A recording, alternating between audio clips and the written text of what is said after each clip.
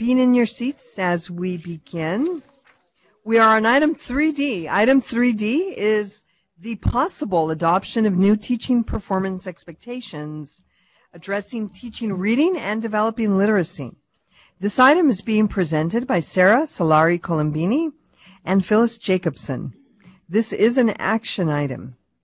Ms. Sarah Solari Colombini, will you please begin? Thank you. Okay, I will attempt to shorten my script here so that we can, in the interest of time. So this agenda item brings back the literacy TPEs that were first introduced to you at the September Commission meeting. At that meeting, the draft TPEs had not yet been reviewed by the public for the purpose of gathering stakeholder feedback. So this item does include the feedback that was gathered from stakeholders about the draft literacy TPEs. To summarize, a reading and literacy expert group, which you can find in Appendix A, convened in February of 2019 to consider the implications of the 2014 ELA/ELD content standards for teacher preparation. This group focused on developing TPEs to align with the current state content standards, which would augment the existing TPEs. The Reading and Literacy Expert Group reconvened in August of 2019 to review an updated draft of the literacy TPEs so that staff could bring the draft set of TPEs forward to you at that September meeting. As was noted in the September meeting, we were still waiting for stakeholder feedback before bringing a set of draft TPEs to the Commission for potential adoption. So a survey was used to gather feedback from stakeholders. It was divided into 3 sections that mirrored the sections that we would be putting into the TPE document. If you remember, our TPE document has the first section, which has the 6 TPEs, and then the second section, Part 2, Subject-Specific Pedagogy, and that has all the content pieces of what beginning teachers will be applying, the pedagogy piece that's in the beginning, okay, too. So what we're attempting to do is to take the literacy TPEs and place them into that Part 2 subject-specific pedagogy piece. So the survey was divided into 3 sections. The first section was dedicated to the literacy language that would apply to all teachers because, as we've heard, all teachers are responsible for literacy. The second was dedicated to the multiple subject teachers, and then third was dedicated to single subject English language arts teachers. So this structure allowed survey participants to participate in any part of the survey or all. They could take it all as well. So, and the questions that we used can be found on page 2 of your agenda item. We had good participant turnout. You can see that as well on the item or in the item. You can see the questions that were posed on page 2 on the chart in the chart on page 2 of the item.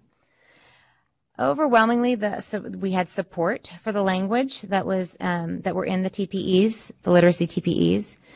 However, the people that did identify that there was language missing, there were 3 kind of key areas, and I'll just summarize them for you. The first was people asked that we have more English language development language included in the TPEs. That was the first. The second was around education specialists. If this is supposed to apply to all teachers, then why haven't we mentioned education specialists? All right.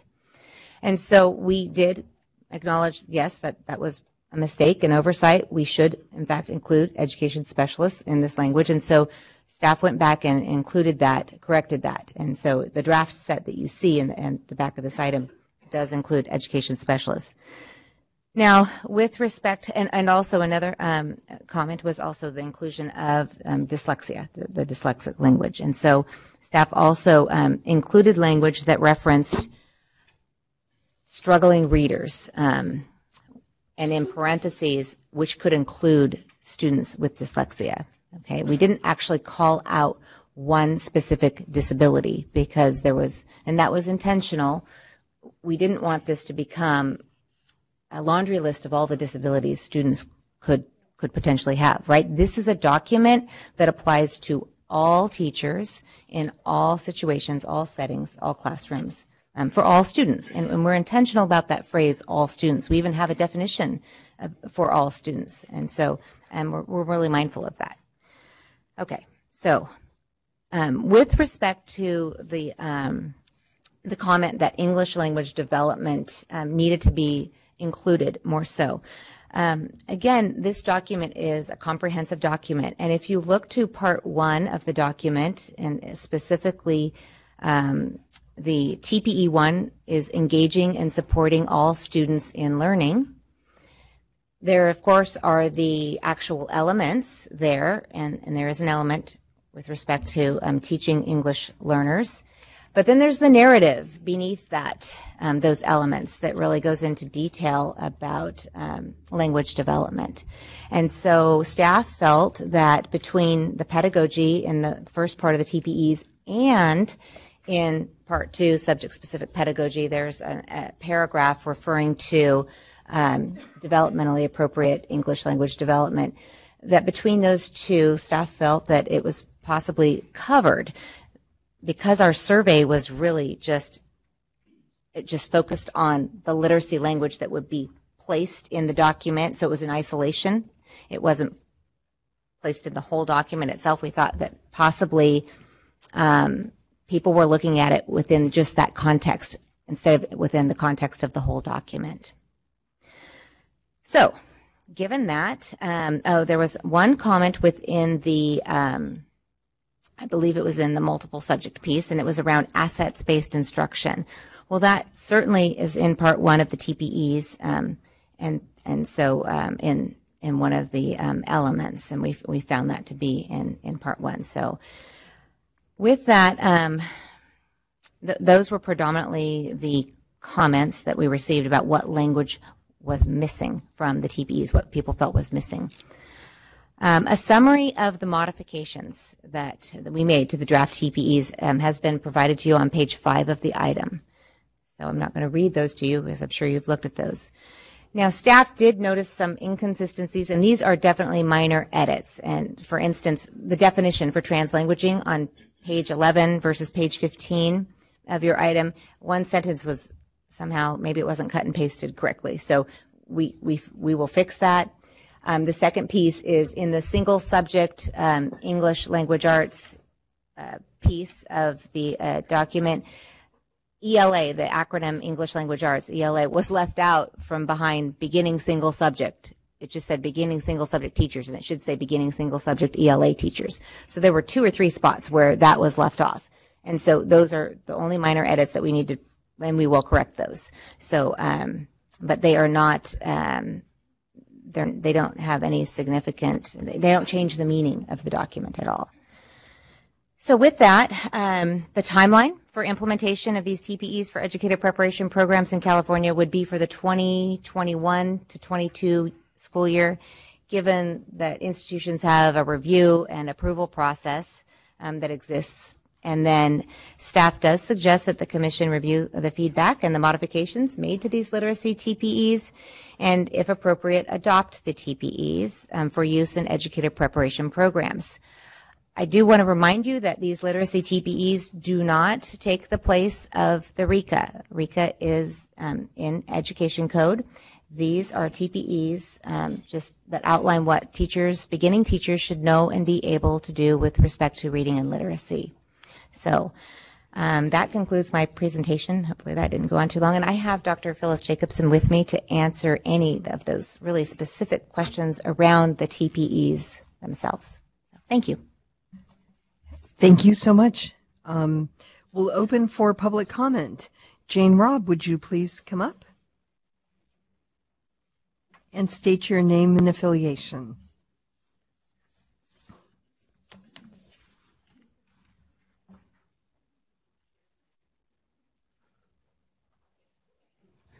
Good afternoon. Jane Robb from California Teachers Association. I just wanted to voice CTA's support for the adoption of the new TPEs with the addition of the dyslexia language that is recommended. And I just want to make 2 quick, we talked about these a lot, and I know we're in a rush today, so I will forego all the other comments on why it's an excellent idea to adopt them. But I will highlight 2 things. One is, I think the strength of this, a major strength of this TPE is it codifies what we've heard all morning long. All teachers are reading teachers. I have heard all your stories this morning, and I heard from lots of secondary teachers who said, I was unprepared, right? So if you're a student with an unprepared teacher, you're in a world of hurt. This means that any student, regardless of their grade span, regardless of their placement, whatever their instructional placement is, will have an appropriately qualified teacher to help them with their reading challenges and their reading successes. So I think that's a hugely important move forward. The second thing is I just want to congratulate all the people who worked on this, because seeing the alignment this morning on the dyslexia item, the alignment of the 5 components of the framework with good instructional practice in reading for dyslexia really underscores that all 5 of those components have to be there, right? It is foundational reading, but it is foundational reading and meaning making and, okay, now I'm going to be embarrassed because I don't remember the slide, but the other components of the framework that really are interrelated and build on the strength of one another. So I think those are 2 really outstanding components. And the third thing I wanted to say is, I said this before and I just really want to reemphasize it. The reading expert panel, the literacy expert panel that was convened by the commission, had experts on it. These were not just people that happened to want to be coming to the commission for a reason. There was deep, deep, deep expertise. I think it is really reflected in this. And I think there's some potentially misunderstanding that these TPEs are somehow asking less of teachers. In fact, they are asking much more of reading expertise in our teaching force. I think that's a good thing. It's asking more, deeper expertise from more people. And I think that can only help strengthen reading. And I think these items this morning are really well aligned with one another and build forward momentum for where we need to go. So thank you very much. Thank you, Ms. Robb. Next, Nancy Brynildson.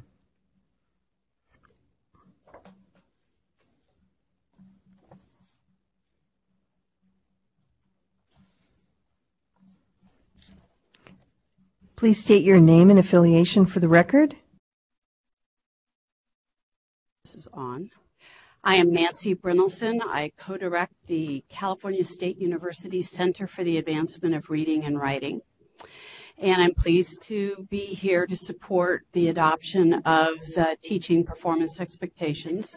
I was a member of the expert group, and we deliberated over many months to create this addition to the TPEs. And we're very supportive, and my co-director, who is currently Tanya Fleischman, but before Hallie Yap-Slowick, also lend their support to this. What's particularly important in my view is that the TPEs signal up the broad construct of literacy as outlined by the English Language Arts English Language Development Framework, and the 5 themes being meaning making, effective expression, language development, content knowledge, and foundational skills. And all 5 of those are critical. Now, the components that we just heard about in terms of the dyslexia guidelines are pieces of that, and they're critical. But I would call attention to the need to also maintain our focus on the intersection with content knowledge and with effective expression as we support all students. And I agree with Jane. I think these TPEs are asking for more, not less. And I think they call on us to really attend to how programs are constructed in schools.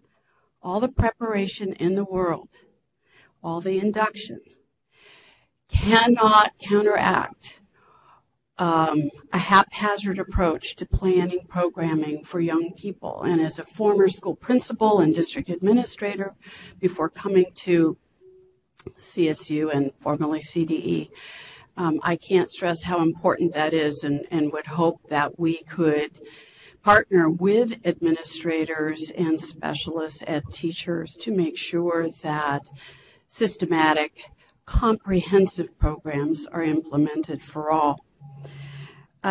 One piece that I would just offer a small amendment to would be the phrase struggling readers.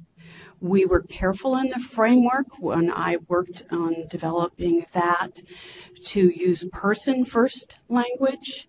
And so I would say students with reading difficulties. That's the way we phrased it within the framework.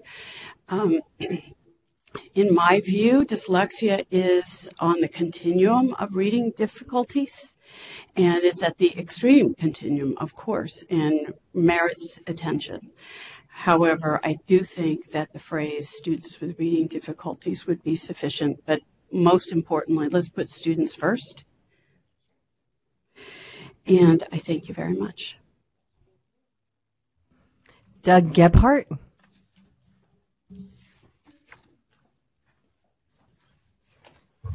Good afternoon, Commissioners. Thank you for taking up this very important work.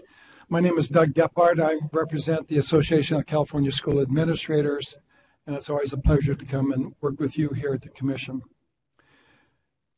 As I sat here listening to all of the development behind this agenda item, I kept reflecting back when I was an 8th grade teacher. And this is when the Stoll Bill came out and you had to do these performance objectives, of which, even though I went to college and they told us what we were supposed to do, I had no clue how to write a performance objective. But I chose to raise the reading scores of the kids in my class, which range from gifted to resource, by 1.5 years on the standardized reading test. I had no clue what I was doing. But I created a system by which reading took place every single day in my classroom, reading, science. At the end of the year, when we did the analysis, the average was 2 years. So met the goal. The principal was astonished, said, how did you do it? And I explained that to him, and he just shook his head, and he goes, well, that's pretty amazing. To this day, that's one of my best achievements, is trying to get those kids to raise their reading scores. So based on that, had I been the benefactor of the teaching performance expectations that we're dealing with today, I may have had the same success, but I would have had a better understanding of what I was doing and why I was doing it. So to that end, ACSA supports the Commission adoption of teaching performance expectations, which will then provide direction to preparation programs to demonstrate how and where in their programs the teaching performance expectations are taught by faculty and candidate competency is assessed. Thank you. Thank you. And next we have Renee Webster Hawkins.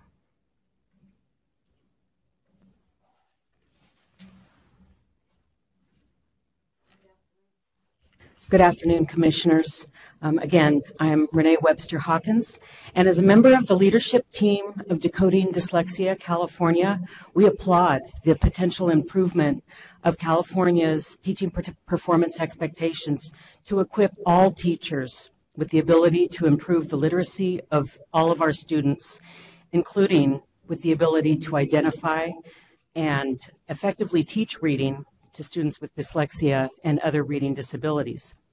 However, the staff recommendations in one key respect fails to appropriately describe the necessary content standards. You have our letter dated November 15th, 2019, in which we explain why the words research-based effective reading strategies as a standard will indeed not be effective. Instead, the TPEs should require teachers to provide evidence-based structured literacy instruction that is comprehensive, systematic, explicit, cumulative, and multisensory. This language is aligned with the California Dyslexia Guidelines, which you heard about this morning. the California Education Code, the Every Student Succeeds Act, and the National Reading Panel, and all of the established science of reading which these authorities are based upon. Our letter provides more specific language proposed for the foundational skills element of the TPE proposed for both the beginning teachers and the multi-subject and ed specialist teachers. In particular, the foundational skills of print concepts, phonological and phonemic awareness, phonics, decoding, word recognition, fluency, spelling, vocabulary development, and higher order thinking. Each and every one of these components is essential, interrelated, and scaffolded. Removing any one component or presenting them in an improper scope or sequence can collapse the effectiveness of all the others. Simply put, the standard we propose will ensure that all teachers will be trained to provide the reading instruction based on the science of reading and structured literacy that you heard about this morning. With the implementation of multi-tiered systems of supports in schools and districts throughout the state, it's critically important that all general education teachers be equipped to differentiate their teaching in the Tier 1 environment to meet the learning needs of all students, including those that need the evidence-based instruction aligned with structured literacy. If this was a state where we had 80% of our students without disabilities achieving the acceptable standards of literacy, that would be perhaps a different context, but we're not in that context. We're in a context where we're below half of our students, of all students, are meeting our literacy expectations, which begs the compelling need for all teachers to have this foundational skills and to be trained in the evidence-based instructional approaches, not reading strategies based on research. So at a minimum, please, should you have any hesitance about our recommendations, we would respectfully ask the Commission to postpone any action on this item until it has really had an opportunity to consult with the leading experts in the nation, including those who served on the CDE Dyslexia Work Group, which produced the guidelines. So we respectfully thank you for this consideration. Okay, Commissioners, this concludes the public comment in this item. Do we have any comments from Commissioners? Questions?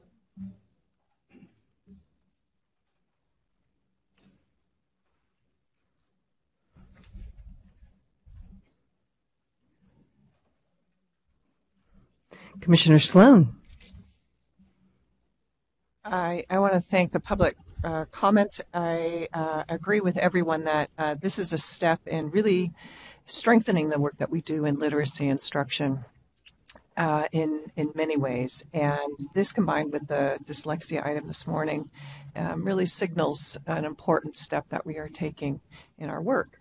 Regarding Ms. Hawkins' last question about the language around evidence-based strategies versus, or research-based strategies versus the evidence-based structured literacy instruction that's comprehensive, systematic, et cetera, and the request to have an expert in dyslexia be part of any future study group, I think we can certainly take into, we should have somebody with expertise in dyslexia on our work as we move forward.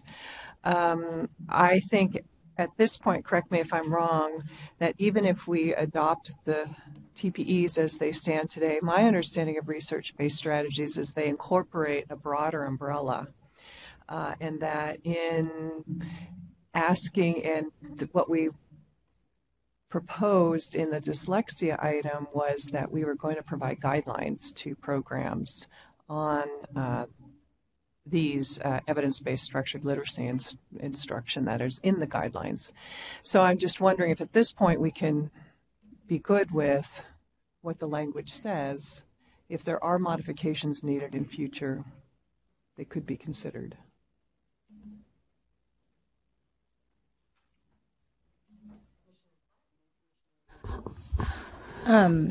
If we're moving to adopt, if we're going towards a motion to adopt, I was moved by what Ms. Brynelson said about the wording of the struggling readers to readers with difficult, that I forget her exact wording, but I think that seems like a good edit. Yeah. My comments are about language as well, and I know that we've heard a lot about foundational knowledge and kind of what that evokes for me as a reading methods teacher and what happens in schools when you use foundational knowledge. And I'm reminded of the previous speaker's comment about making sure that we don't stop at foundational knowledge, but this is really good reading instruction is at the intersection of all of these things. But when it gets taken up in schools, and foundational knowledge has such a history, right, in schools, that oftentimes, particularly in low-income communities of color, it doesn't move beyond foundational knowledge. So you don't, in reading instruction oftentimes does not take up vocabulary development, meaning making as part of the development of foundational knowledge. So I wonder if that's really the term we want to use, if we are trying to promote looking at reading acquisition and development, which essentially is foundational knowledge, reading acquisition and development as, yes, foundational knowledge, but moving beyond. And while as an experienced reading teacher, I see that here, I worry that this document is for beginning teachers. I worry that the administrative instructional support that will help these teachers interpret what we mean by foundational knowledge and intersectionality around these different domains, which is another thing I want to talk about, the domains and themes. How can we make in this document, or is this the right place, the equal value of all of those domains? And we all understand that if you don't treat meaning-making vocabulary development as you are doing phonemic awareness, phonics, foundational knowledge is not going to build at the rate that we need them to for all of our kids to be proficient readers. So that's the first thing. And then I was kind of curious about whether we're using in this document themes and domains interchangeably, and why does themes come from the ELD framework? Themes just kind of invokes for me something different than domains, which is really about knowledge base. The themes is the language that was used in the ELD standards, and we took those 5 themes and the literal titles of those 5 themes from that document. So it comes from the document. Okay, thank you.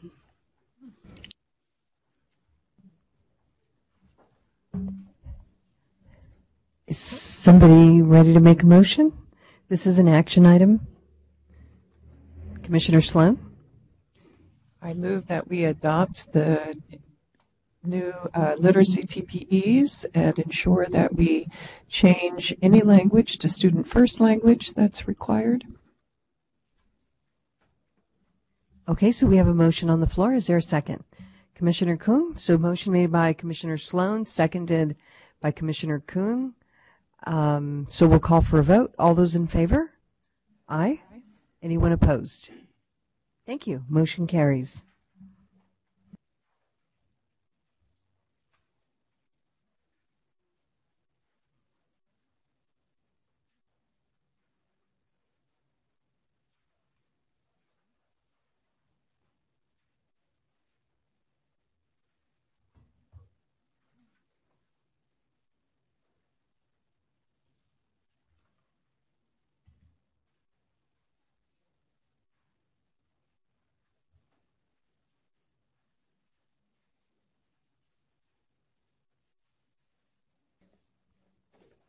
Okay, so we are moving into item 3E.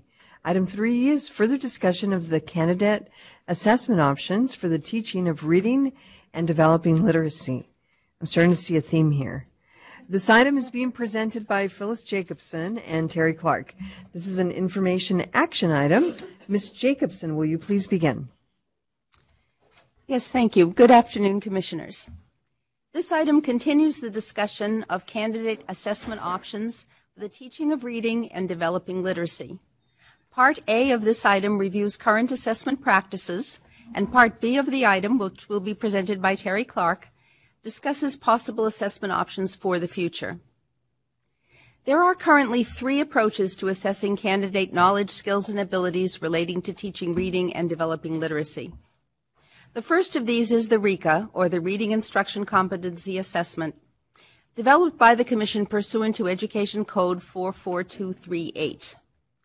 This section of statute was enacted in 1996 and required the Commission to develop an assessment focused on the foundational skills of teaching reading, and required this examination to be taken by all multiple subject and education specialist candidates before earning a credential. Also pursuant to statute, the Commission developed 2 formats of the RICA and required that candidates complete one of the 2 formats. The RICA written examination consists of multiple choice and constructed response items plus a case study that meets the statutory requirement for a comprehensive examination of the knowledge and skills of effective reading instruction. The RICA Performance Assessment Examination is an authentic assessment of teaching skills and classroom abilities. It consists of videos plus reflections of candidates who are actually teaching reading to a single student, a small group of students, and a whole class. This assessment is scored using rubrics that address performance characteristics. Candidates receive diagnostic information by domain for both formats of the assessment. Most candidates have chosen to take the RICA written examination rather than the RICA video performance assessment. The RICA meets test industry standards for reliability and validity. The RICA has been reviewed and updated over time. However, in 2014, the new ELA-ELD framework adopted by the State Board of Education broadened the focus to incorporate 5 interrelated literacy themes. As you've heard, these are meaning making, language development, effective expression, content knowledge, and foundational skills. The framework also, as you've heard, promotes the responsibility of all teachers for fostering the development of literacy as applicable to the teacher's credential area. Well, a second way the candidate abilities to teach reading and develop literacy are currently assessed is the program level requirement that programs must provide candidates with opportunities to learn, practice, and be assessed on the TPEs. Several TPEs, including the literacy TPEs just adopted by the Commission, also address some of the RICA content specifications, such as, for example, planning instruction and designing appropriate learning experiences for all students, and assessing student learning. Programs have developed their own assessments relative to the TPEs, which are embedded in the programs and reviewed through the accreditation process as programs report on their local assessments and outcomes.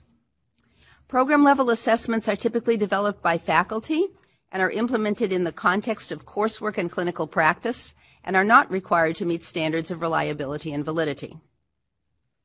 A third way the candidate abilities to teach reading and develop literacy are currently assessed is through the Teaching Performance Assessments, or the TPAs.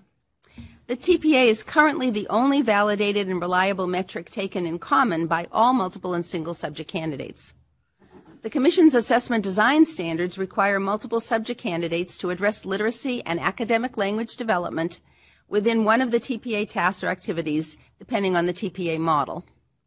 However, the treatment of literacy within the TPA is not linked specifically to foundational reading or to a comprehensive treatment of the 5 literacy themes of the ELA/ELD framework.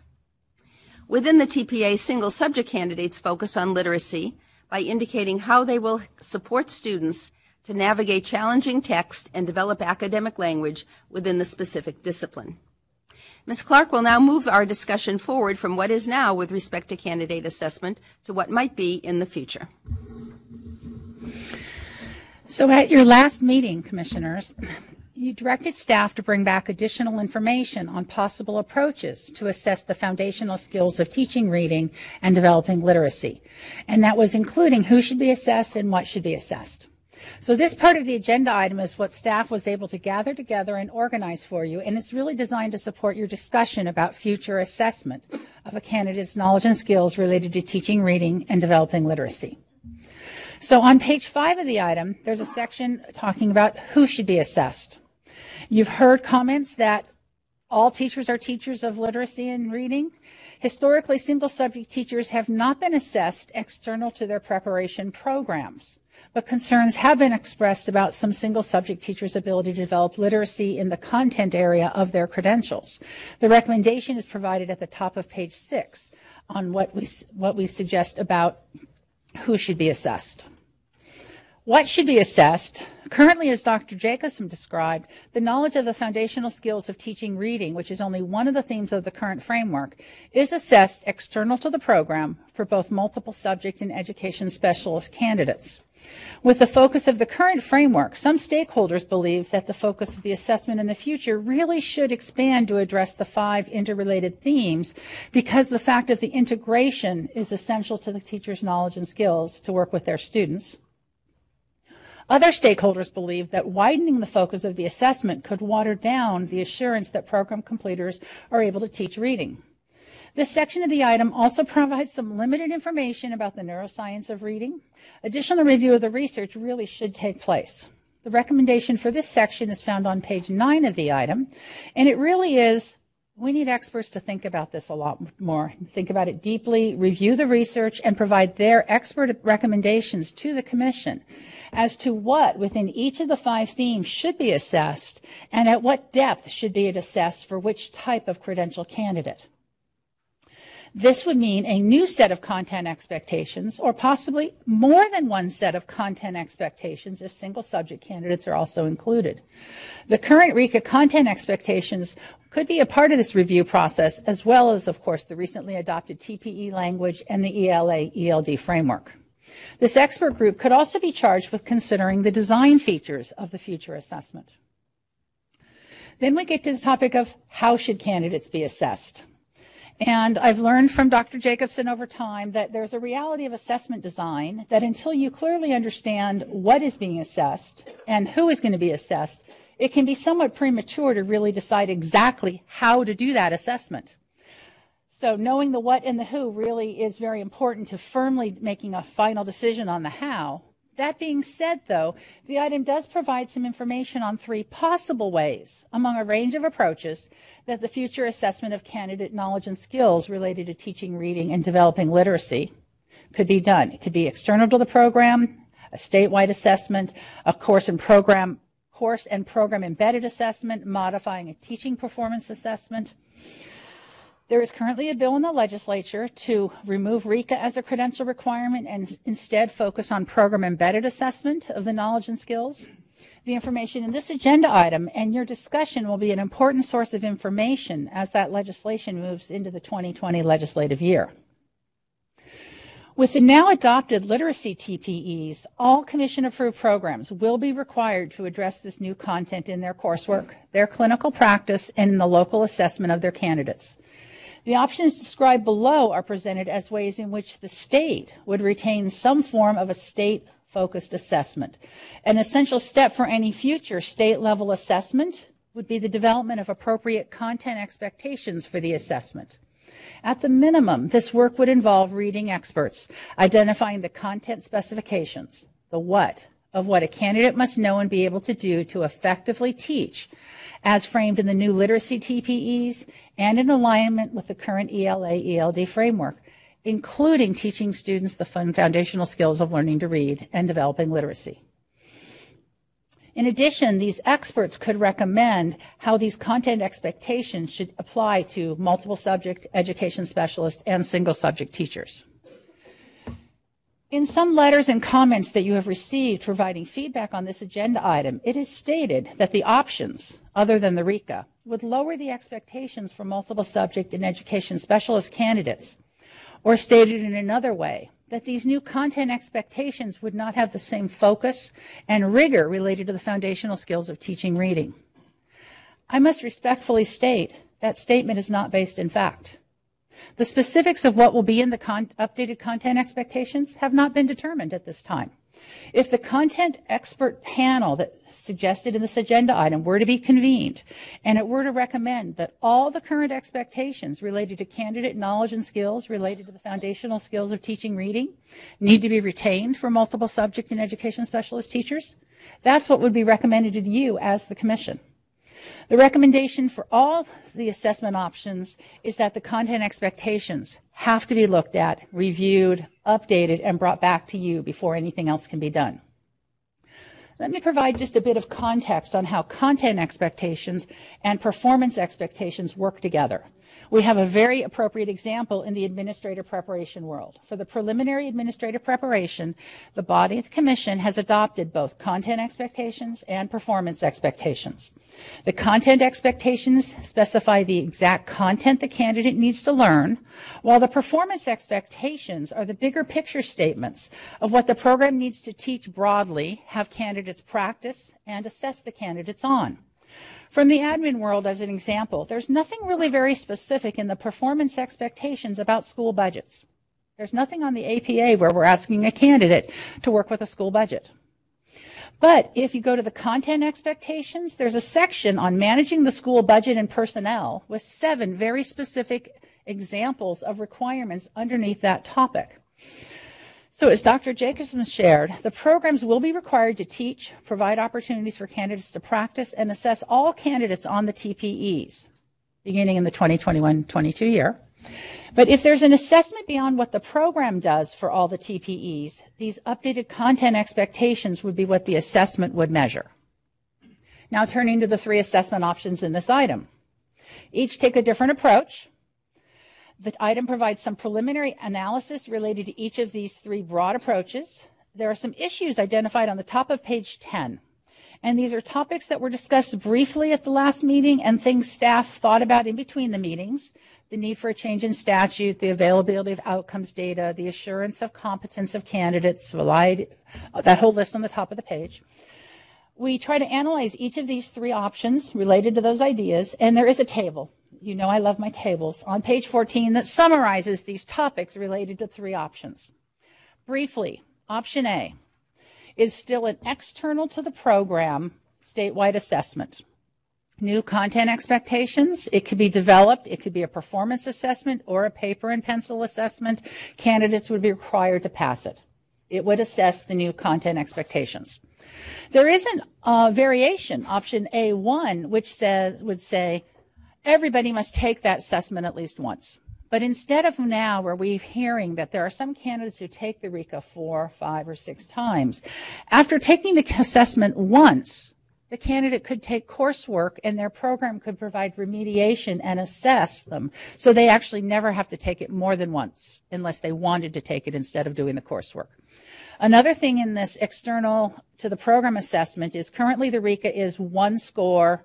It's very broad. If you don't pass it, you have to redo the whole thing. In the new world, the content expectations could be divided into domains. The domains could be split across subtests, and if a candidate passed a subtest, they're done with that part. If they don't pass the other subtest, that's where the program remediation would take place. The second idea is really about program coursework and embedded candidate assessments. The approach that's described in this item actually includes supports and guidance to ensure that all programs meet your expectations in relation to what knowledge and skills candidates must learn and be able to demonstrate.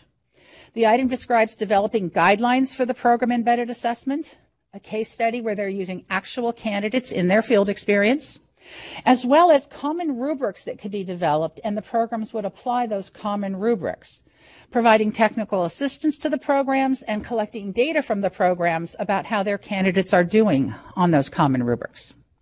The third option discussed in the item is modifying the TPA to include the assessment of teaching, reading, and developing literacy to the level that's required by law and determined by the Commission. All 3 of these options would have to meet the level of the law and your expectations. This agenda item identifies, I think, the complexity of this approach in that it would require modification of 3 different models of Commission-approved TPAs, standard setting studies, adoptions of passing standards for all 3 models. This option can be done, but it's probably the most costly of the approaches, and it will take some time to get it done. These options are discussed in more detail than what I've summarized here at the table. The table on page 14 gives you a summary of how the topics are addressed by each of the items, and we're here to try to answer questions if you have any. Thank you. Thank you so much for that thorough presentation. We do have quite a bit of public comment cards, and so I'm going to ask you to be mindful of the time limits. We'll start with Sarah Lillis. If you would please come up and state your name and affiliation. So our timer will be going off in 3 minutes, all right? Okay.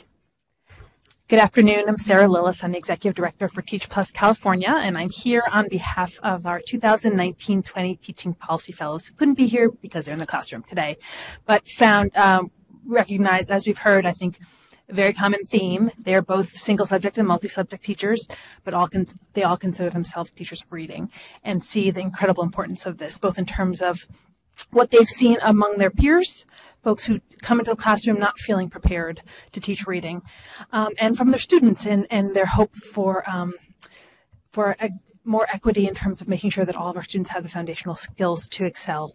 And so as they're thinking about that, they're very appreciative of the thoughtful and complex analysis done here by the staff, and recognize that really the goal in front of you to ensure and verify that all teachers coming into the classroom are prepared to teach reading and literacy is the goal, and are concerned that option B does not do that, and that there is a real concern about the inequitable considerations of the inequity and the sort of lack of consistency. Because if we really are going to elevate this reading literacy as the issue, as the goal that it needs to be, and the foundational goal that it needs to be, that isn't good enough for them. Option A, I know, recognizing the complexity and the cost, I will say the recommendation is some combination of option A and option C. Because they both want to make sure that teachers have the content and an external validation of that content, but also can demonstrate and through a performance assessment their ability to teach. The other but recognizing, just wanted to also note on option A1, or, yes, recognizing the importance of making sure there aren't too many barriers, just being mindful if there is an alternative for coursework for areas on the assessment that are not passed, that there's some limitation to that, and that we build in an evaluation of sort of what the impact of allowing for that coursework as an alternative, what that means both for the teachers themselves and the students in the classroom. And they also want to offer their assistance as you move forward in this process, and excited to be a part of the conversation. Thank you. Thank you. Renee Webster Hawkins.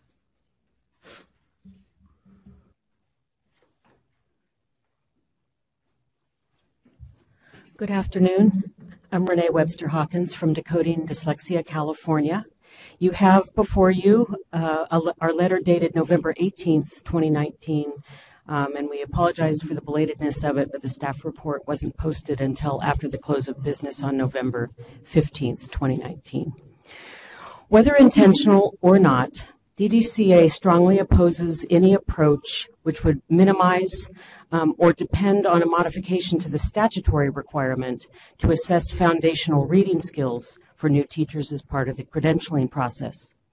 To the concerns expressed by the commissioners here today, in no way does our position minimize the co-equal importance of the mastery of the 5 themes of literacy instruction and the ELD-ELA framework. Our comments are focused on the manner in which teacher candidates are prepared and assessed in their mastery of the foundational skills. The RICA remains an assessment that is nationally recognized as exemplary for ensuring the readiness of new teachers to teach those foundational skills for all readers in their classroom.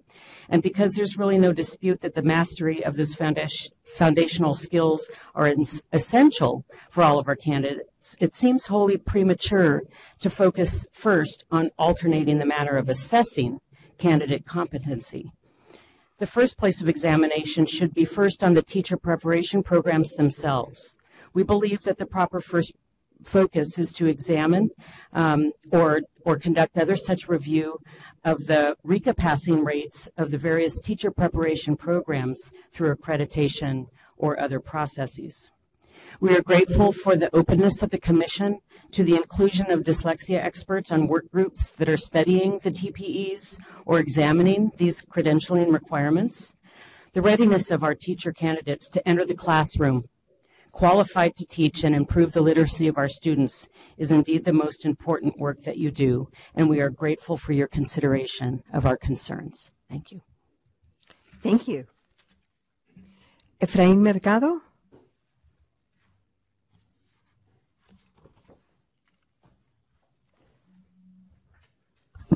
Hello and good afternoon. My name is Efraín Mercado from California Teachers Association. There's a couple of quick notes on this item. We feel pretty strongly that you need to look at this topic systemically and really understand the entirety of the issue and the approach we're trying to accomplish here.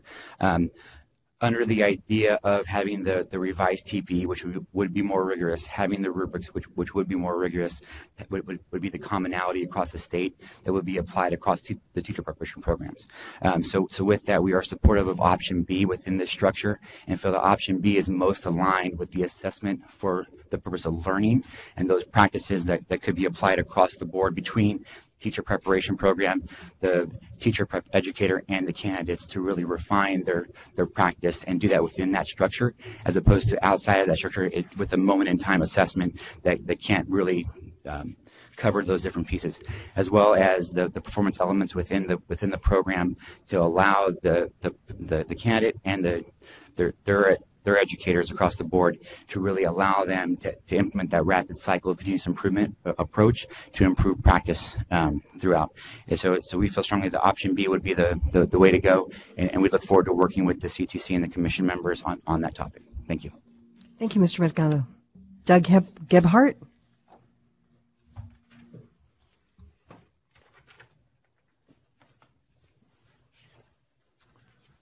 Once again, thank you for allowing me to speak before the commission. Doug Gebhardt, representing ACSA, the Association of California School Administrators.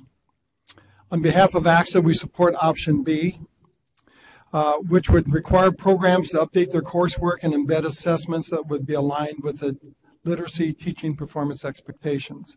The key to this option is the requirement of programs to support candidates as they complete coursework and assessments.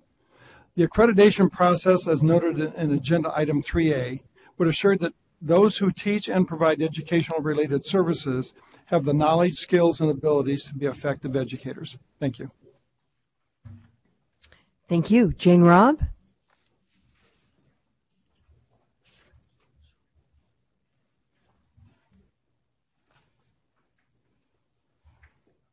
Good afternoon. Jane Robb, California Teachers Association. My colleague just got up here in support of option B, which of course I concur, and I just wanted to add one thing. And Chair Sloan, this is really your fault, I must say. I really want to urge the commissioners to attend to those essential questions that Commissioner Sloan raised earlier today.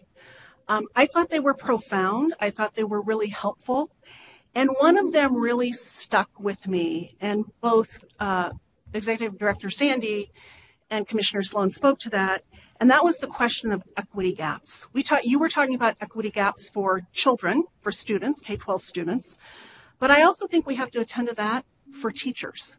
We know that a diverse workforce has a positive impact on student performance, on student well-being, on all of those other areas that you outlined in your essential questions. And I will hold us all responsible as the education community. We have been for teacher assessment writ large, and I don't mean a particular test. When I say assessment, I mean assessment processes and practices.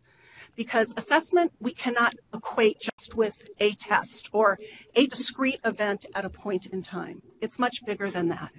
But as you look at assessment, in all our assessment practices and processes, I think we have to attend to the equity for teachers.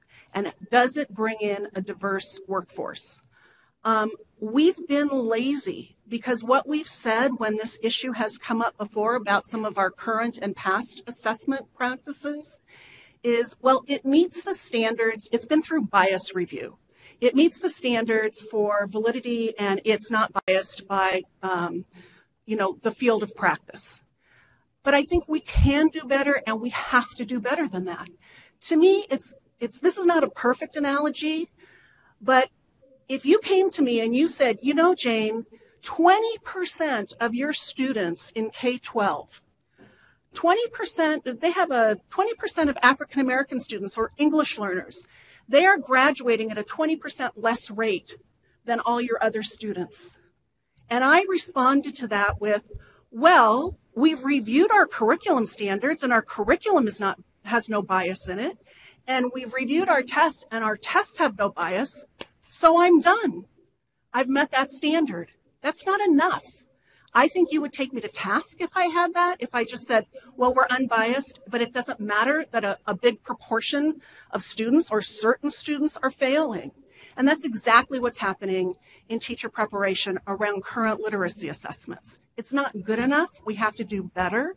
And I really urge you, as you make these decisions and continue the conversation, because I know it's not all going to be decided today, that you keep that guiding question in mind about how do we attend to those equity gaps and opportunity gaps in teacher education so we can get the diverse workforce that we really need. Thank you very much. Thank you, Jane. Next, we have Tanya Almeida.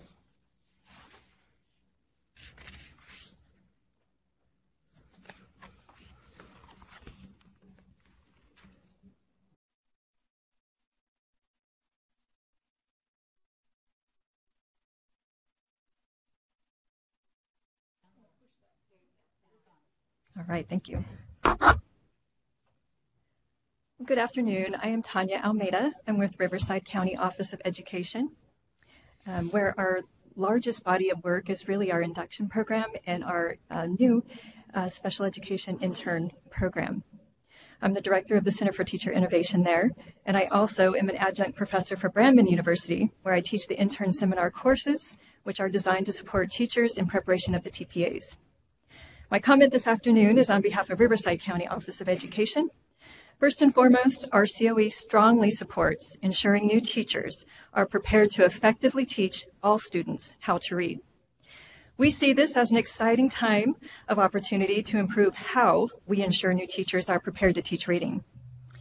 We believe a relevant, meaningful option includes a robust accreditation system that ensures teaching of reading is embedded in university coursework. So what might this look like?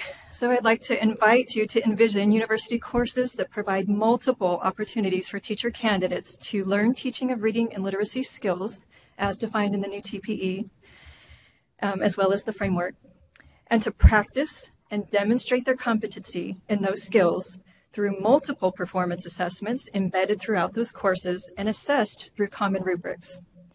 This would create authentic opportunities for teachers to develop their competency and to demonstrate their ability to teach reading and to receive feedback over time rather than just one moment in time. And this would truly allow teacher candidates to focus on how to teach reading rather than focusing on how to pass a test.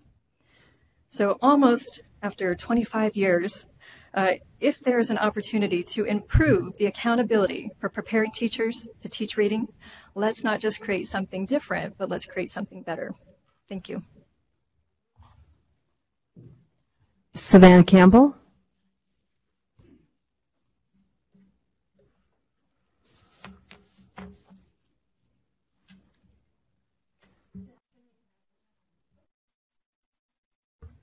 We're good? Okay, great. Madam Chair and members of the Commission, I am Savannah Campbell, and I'm here on behalf of EdVoice. EdVoice opposes any proposals to eliminate or diminish the content expectations for individual licensure of teachers essential to reading instruction. Such an action would take away the guarantee the legislature put in place to ensure that every teacher knows how to teach the foundational skills of reading in California. This guarantee is critical when 64% of low-income third graders in California are not proficient in reading according to the state's own assessment.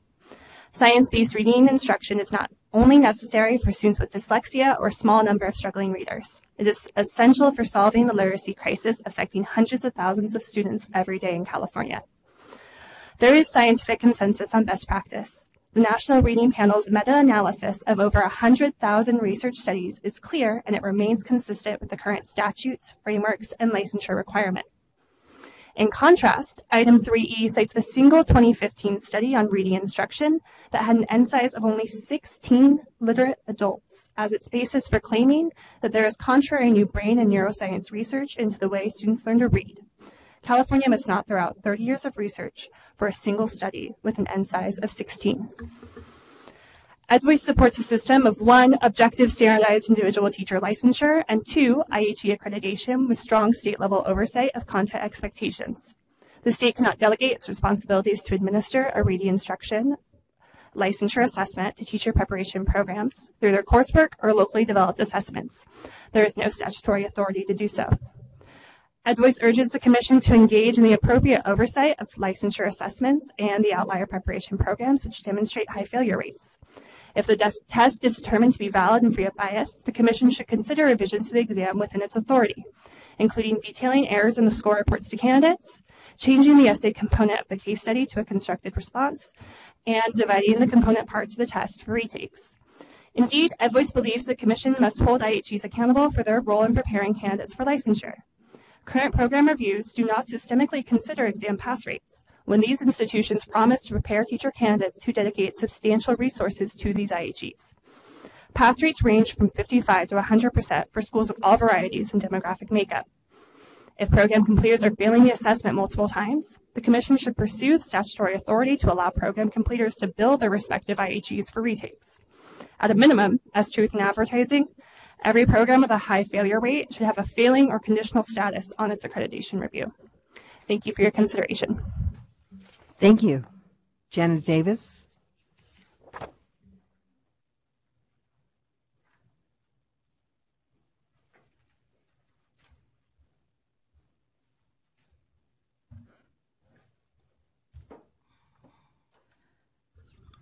Janet Davis, California Federation of Teachers. I liked the quotes, many of the things in the morning that were said, and it was, as Californians, we are taking up new ideas and innovative practices to get the job done, and always asking, how can we do this better? So when we're talking about new ideas and practices, we won't always agree, but we do all agree we want to do better. CFT supports option B. We need to continuously review what we're doing and see if our efforts are effective and what elements of our plan are contributing or distracting from our progress with that goal. Starting with the goal and backwards planning, we want to have teachers who are able to do when they leave their preparation program. They can teach reading effectively. They can analyze student needs, all those things we've been talking about. But maybe that RICA test is one of those sacred beliefs and practices that's not effective and is not aligned with that goal. We've been looking at Common Core State standards and all the alignment. I don't want to list them all that we've talked about today. It's been impressive over the years watching that. And then we have this little outlier, the RICA appendage, that's been giving the responsibility for making sure teachers have the knowledge and skills to teach foundational reading. CFT believes this approach is ineffective because it's not integrated into the preparation coursework. We've noticed that when we talk to candidate teachers who are in training, that they consider the RICA test prep course something they have to pass. It's unrelated to what the rest of their coursework. It's a gatekeeper, and they didn't see the connection. So that is serious. Even if it's valuable information, they're not connecting it to the rest of their literacy training. So we believe option B is a big vehicle for our goal of developing teachers who are effective teachers of literacy for all students. We'll focus on learning to teach reading, which is a complex task that requires practice, reflection, and feedback over time. Thank you. And our final comment is Rigel Massaro.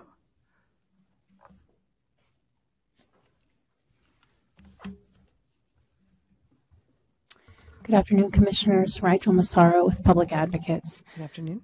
Really appreciate staff bringing in the Commission having this discussion today. As I think I've said, Public Advocates' priority in this conversation is that all new teachers are prepared to teach reading in a way that is for them relevant to their subject matter and to the students they are teaching. So that's a way that I think a lot of these options are moving us forward. We don't currently look at all teachers, and ideally, with the next cycle of new teachers, we wouldn't have folks like me and others today who got into teaching, I was also a middle school teacher, thinking we don't have to teach foundational reading. We would know we are teaching foundational reading, and we would understand it in the context of our students and our desired classrooms. Our position is that the best way to accomplish that relevancy in the mind of every new teacher is that it is embedded in their coursework and assessed in their coursework for their continuous improvement, for the continuous improvement of their institution, and for them to leave and enter teaching knowing that it is relevant in every class they are teaching for every student they teach, whether they teach biology or middle school, high school, special education, you name it. Also want to say that we know that test takers can make great teachers, and we know that not everyone is a great test taker. Maybe some even of us in our room, but we also know that decision makers in this space are disproportionately excellent test takers because we've made it through systems that privilege that kind of assessment. We are at a unique time in our state, in our country, where we have research now we didn't have 30 years ago about standardized testing, about the impact of that on certain on groups of people.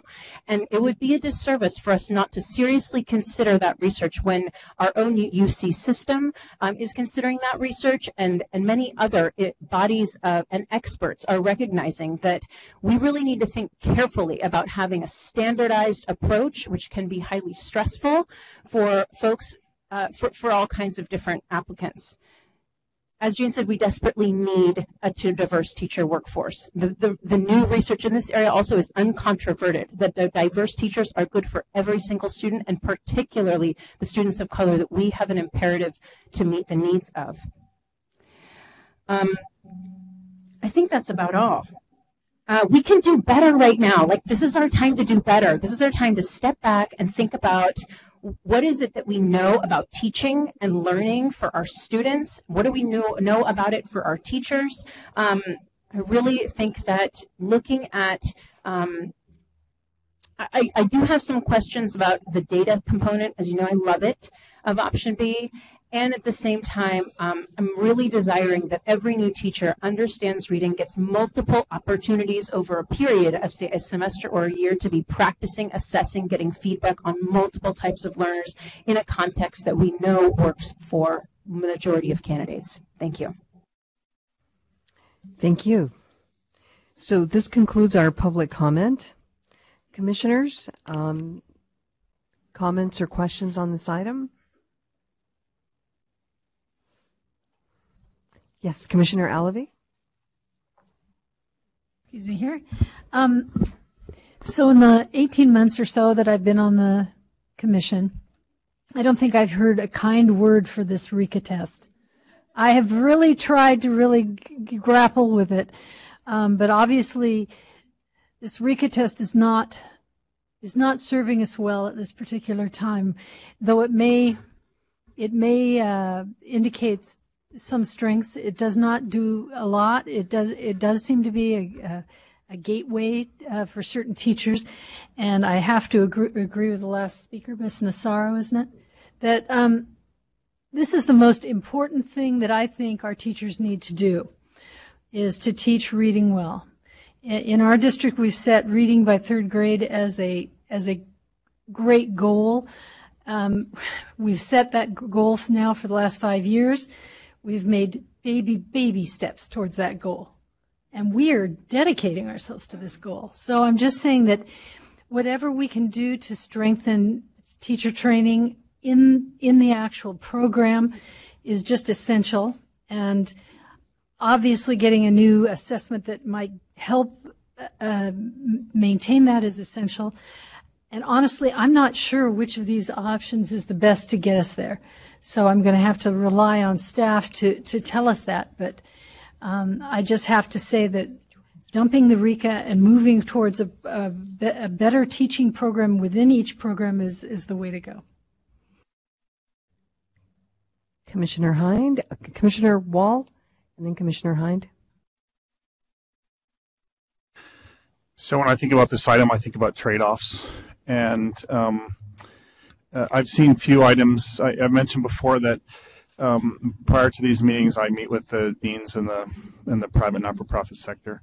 There are a few areas where there is conflicting thoughts and different viewpoints. And in our meeting yesterday morning, it was quite clear to me that there was very different viewpoints on what approach might be successful. And you know, at the last meeting, I might even have expressed concern about the RICA test. I went back and did my own examination of that instrument in depth, and I thought about, well, what would it really take to do program level assessment? And do we have the institutional capability to develop meaningful assessment at the program level and implement them when we would be asking faculty to take on another activity? And I am left with a really challenging perspective of difficult trade-offs. Because while I might think that each of these pathways have advantages, I think each of them have significant disadvantages. And that is a challenging position then to know what is the right approach. Because you might get more authentic assessment at a program level, but can institutions robustly do that? I have real questions about that. You might be able to come up with a more valid and reliable, comprehensive, right, in a redesign examination with another approach. I'm not questioning the validity and reliability, let me make that clear, of the current RICA for what it's measuring. But that has limitations that have been talked about. And if you talk to deans about the capacity to have something else implemented within the current TPA, that has real limitations about what they think about the capability. And so I'm not trying to cloud, but I am actually trying to cloud because I think that real thought leads to tough trade-offs. So I'm so appreciative of the thoughtful analysis that has gone into this, because I don't think we instantly arrive at a good decision, and I really think that expert panel is super important. Thank you, Commissioner Hind, and then Commissioner Mark. So I think that this issue is much bigger than what we're actually talking about right now. It's not about what do we do with the RICA. We know that strong reading instruction starts at home, 0 to 5, those first 5 years. How many times a day are those children being read to? But that's out of our control. So when looking at this question, I think about what are the things that are in our control, and what are the things that we know about good instruction. And we might not know enough. We might need to find more research. But what do we know so far? So we know that a solid teacher preparation program is vital. That's where it starts when you want to become a teacher. We know that once you finish a teacher preparation program, you're not going to find whatever test you put before you is not going to be the silver bullet to assessing readiness to teach reading. As someone who's taught elementary school for most of my 19 years, I've taught many kids how to read. And what I've learned is that you need a strong master teacher in those first 2 years of induction. You need someone who's there with you to coach you along the way. You need a solid curriculum that your school is using that does give you ideas. You need guidelines, whatever it is that your school has that is strong. You need that. You need academic coaching and professional development the whole time through. You don't walk into a classroom your first day of getting certified to teach and know how to teach reading. You have ideas about how to teach reading, and you think you know what's going to work, but you learn those first couple of years, and actually if you truly embrace it, you learn your entire career how to teach reading. And so I don't think that taking option whatever we put before us is going to solve the problem of assessing if our teachers are ready to teach reading. But I do think that we need to put a lot of faith in our teacher preparation programs that we have accredited. We've done that. We've gone in. We just heard from our accreditation team this morning. We've gone in and said, you have a preparation program that is working and is going to produce highly qualified teachers. So we should trust in that. And we should go from there and say, how can we use our field experience? How can we use our master teachers? How can we use our induction program that we also support?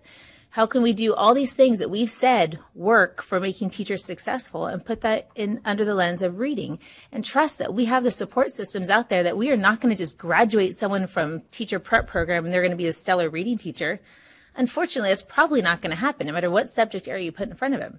Not diminishing the importance of it. I mean, it's very important to learn how to teach reading, but you, like with anything else, you become better at it the more you do and the more you learn. So I think we should use what we have in place, our belief in coaching, our belief in mentors, our belief in our teacher prep programs. And I would support an option such as option B with a heavier focus on using that field experience time and that mentor teacher piece to support the education that's going on.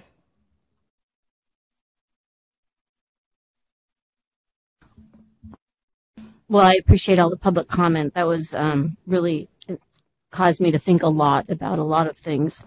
And I have a concern about watering down the requirements for a teacher ed program. And then I think about all the student teachers that have been in my classroom. And I have to say that what a student teacher will remember is the practice, the demonstration, the feedback, the reflection, and the chance to do it better. That's what they're going to hold on to. That's what they're going to use as a building block to improve their teaching, as long with mentoring and good curriculum. And content on a test is forgotten. And I don't think it really supports our teachers in a way they deserve. And I think it's far more rigorous to ask them to demonstrate that, reflect upon it, and show improvement. And because of that, I really support option B right now at this point. But I do hear the comments about getting more expert feedback on all of this. So. Commissioner Jackson?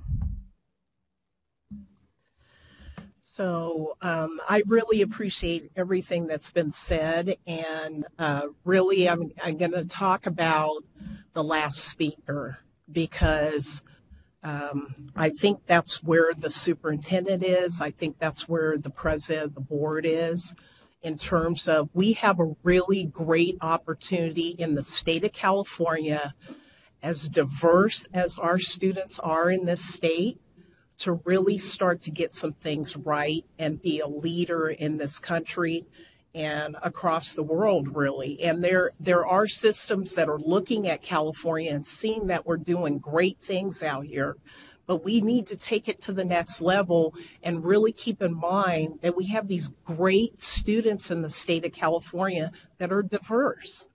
And yet the educators that are in front of them are not. And so there's going to be short-term and long-term considerations here. And the short-term consideration is to really take seriously the fact that our students come with assets to the classroom that maybe for a long time have been ignored. The fact that they have another language or two when they step into that classroom is not something to take away from, but to actually use. The fact that they might come with any other assets into the classroom that maybe sometimes get ignored because we have a standard in our mind that all students need to go to. And so the superintendent and the president of the state board really feel strongly about having assessments built into the coursework. And I agree with what has been said. We're accrediting these programs. We're saying that these programs are preparing our educators the way that they need to be prepared. Then we need to go on that. We need to build on that, and we need to reflect on it and look at it and make sure that that's happening. But I think what gets lost sometimes is we're still not focusing on what's important here, and that's making sure we have an effective educator in front of all of our students in the state of California, and that we are closing those gaps that are out there for certain populations of students. And that should be in front of us, because we have, like I said, this great population of students in California that is so unique from some other states. And we know that there are populations in California that are not necessarily participating in our programs, our public school programs, like Indigenous students. They're disappearing. They're in low numbers, but we know they're here. And so we've got to really seriously embrace equity and culturally relevant and responsive and sustaining pedagogies. And we need to be thinking about that in terms of the preparation of educators in this state. And reading is that foundation for everything, but we also need to make sure that we're also looking at our frameworks and how integrated everything is, how there are these 5 pillars or domains that are a part of English language arts framework, and really make sure that we're addressing all of that and not just a piece of it. The EL roadmap is fantastic. You should take a look at that document. And it talks about asset-based approaches to learning, multi-tiered supports. We've heard about that this morning and this afternoon. There's some great stuff going on in this state, and we need to make sure also, ultimately, if we're trying to diversify the workforce, if we're trying to retain educators, because you can put so much on an educator in the first, in preparation in the first few years, and we already know within that first 5 years, they're walking out the door because there's just so much put on the plate. We need to really seriously think about that, and we're going in the direction of support, trying to support people and trying to retain them, because we don't want the revolving door for our great students in the state of California. There are so many factors going on here that this is only a piece of it, a piece of what's going on. And I talked about it last time. Some of our districts are suffering from financial situations where they're closing the libraries. And so you're asking a new educator to come into the classroom and depend on Scholastic and pull out the few pennies out of their pockets to build a classroom library so that those students that maybe don't have the books at home to perpetuate literacy and everything. We can control those things at school, but you're asking so much of an educator and thinking that that's going to be the silver, bullet, and it isn't. And I agree with Commissioner Hine. We know when you're in it for a long time, this is about continuously learning your profession and getting better and better at it, because you want to be better and better at it for your students. So I just want to make sure that it's clear that some form of option B is really where the superintendent is and where the president of the school board, and there may be other considerations. We know we're trying to recruit educators from outside of California and everything that may not go through the coursework here in California.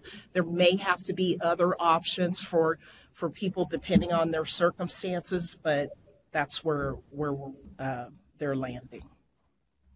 Okay, Commissioner Hind and then Commissioner Hartwig. Just a quick question. Are we on a timeline for action on this item? Does that something to do with when it's being voted on, what we need to do? No? All candidates are currently held to the RECA requirement. So the fact that there are some candidates that are struggling with it, the longer this happens, the longer they're held to the requirement. And as the item did mention, there is a bill that's expected to be revived in the 2020 legislative session. And it does have to move through the legislative process more quickly because it is a 2-year bill. It was already in the legislature last year.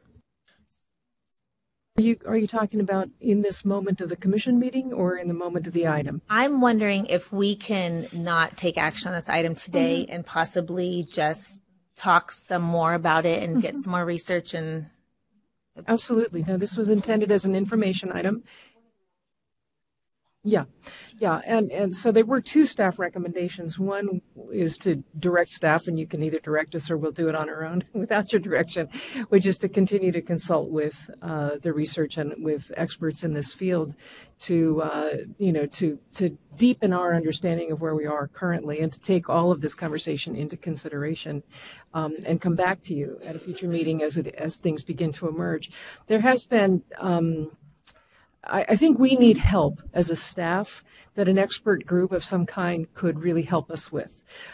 So with that's one of the things we'd like to consider here is putting together a design team of some kind or a work group that could help us to bring appropriate research and perspective and analysis to bear on these issues as we go forward. We also, just in this moment, we do have the need to move into closed sessions. So just because we have people waiting also for that. So this is not the end of the discussion at all. I think our intent here was to set the table for the beginning of a longer term conversation, and certainly the legislature will be taking matters up, as it moves along. But we're in good time for the work that we're doing, in my view. Okay, so we have 4 commissioner comments. We'll start with Commissioner Hartwig, then Grinnell Shire, Platt, and Kung. 5. Sloan, then Kung. Thanks. I will try to make it quick. I definitely just want to echo the support and the staff recommendations of how important it would be for me as a commissioner to be able to benefit from the follow-up of the expert panel. And I want to just highlight that I'm deeply concerned what Commissioner Wall has brought up about potential capacity problems if we go with delegating this important responsibility to the programs.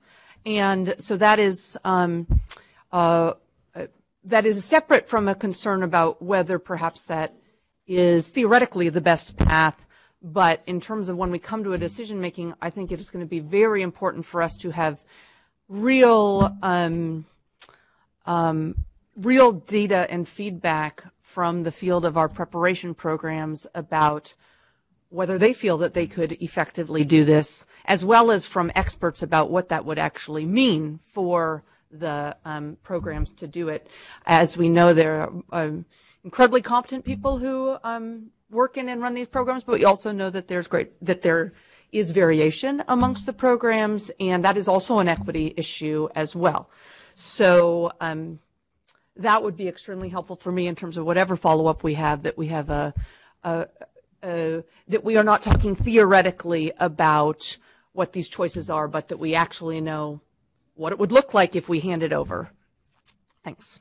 Oh, and also just a small point about that is thinking about the timeline of that as well, if we're relying upon accreditation to validate that programs are effectively doing that, given that's a 7-year timeline for our accreditation system. And so we would hate to have some kind of a huge delay in seeing whether particular programs were effectively assessing literacy instruction. Thanks. And I'll try to be quick because I know we don't have a lot of time, but I want to make just a quick analogy between the RECA and the California High School Exit Exam. And I was thinking about that both these exams took one day out of a multi-year experience, or at least a year-long experience, to make a final judgment about a student. And both tests resulted in a group of people having to retake and retake and retake. And I'm not sure that those test retakes, I'm not sure in the end were helpful for perhaps either group. But I think the CASE did serve a purpose, and that it identified students who had been underserved, and it forced districts and schools to pay attention to that group of students and to divert resources to those students. And I think in that sense, the CASE served an important purpose.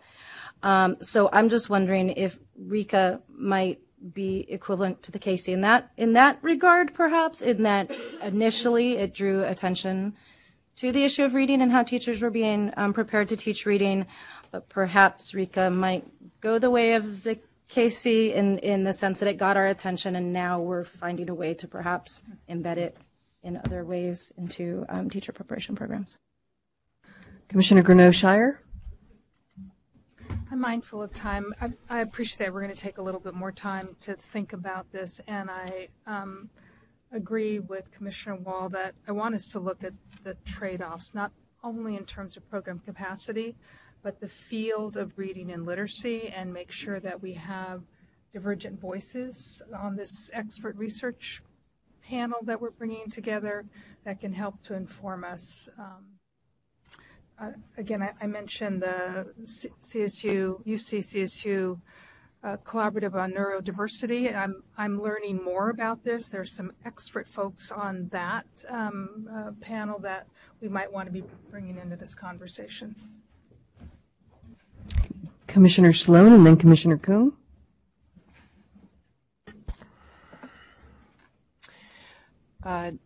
So we've had the RECA for 20 years, and we haven't seen much change in the gap in NAEP scores between students living in lower versus higher socioeconomic circumstances, right? We need to look deeper, and what we're doing is not fixing it currently. I really appreciate Commissioner Jackson's comments for all of the reasons why we need to do something differently. I also want to emphasize we are not relaxing standards. The TPEs, our dyslexia item, all of these things and our items in the past are evidence that we're really taking seriously that we need to strengthen our standards. I think that we need a stronger guarantee that programs are preparing candidates in the teaching of reading, and maybe we need to see some particular preparation practices. Maybe they need to be reviewed and monitored in a different way than we're doing now in our accreditation process. All of this staff showed us in the item. We want our pre-service teachers to also demonstrate some competency in teaching reading. And we want this to be a rigorous assessment process, as Jane Robb mentioned, that if embedded in programs should ensure greater reliability across programs. That said, we also need to consider what's important to assess. Just because it's important doesn't mean it needs to be, and indeed should, undergo this level of assessment. California does need to do something different, and we do have an opportunity to do something innovative. Our K-12 schools are moving in directions where they're embedding more performance-based assessments that colleges are currently considering for admissions. We need to be moving in those directions as well. If you want to know more about that process, you can look up Reimagining College Access. It's quite interesting where our schools are going. So I'm just reiterating what people have said here today, that we need some principles to guide us. I mean, given all that we've heard today, it behooves us to go deep. So if there is action today, and I think our action is moving towards asking staff to develop some sort of expert panel with a diversity of members who can go deep and really help us think outside of the box on this one. Commissioner Kuhn? Okay, I'll keep it short. In terms of the RECA or external assessment, I feel that it's currently how it is. It also acts as a barrier for many people, especially of color, in wanting to become teachers. Some candidates have taken it multiple times, and those that have not been successful on it have a large number of them are people of color or come from disadvantaged backgrounds. And so by changing it to like option B, it would increase the pipeline for teachers, which is why, in general, I probably would support that. I mean, that's it. Thank you. Any other comments? I don't think we do. And, you know, I was just wondering, like, if Paulo Freire would be able to pass the RECA. And in my mind, he's one of the best reading teachers that, in my mind, not anybody else's. But anyway, you know, it just to reiterate what's been said, looking at the time that the RECA has been in play, I see our reading scores going down. And as a high school teacher, you know, every year the majority of my students are reading at a third grade reading level. That's very sad. And so then we help them as much as possible to get them up to par, and that, you know, and sometimes it's misdiagnosed or overlooked dyslexia, right? You know, and then we do what we can to help them in high school. But by that time, their image of as learners has been so shattered that we have to do everything that's possible. So without a motion necessary, we will close this item. And thank you so much, Ms. Jacobson and Ms. Clark. Having no additional items for today, I recess the Educator Preparation Committee.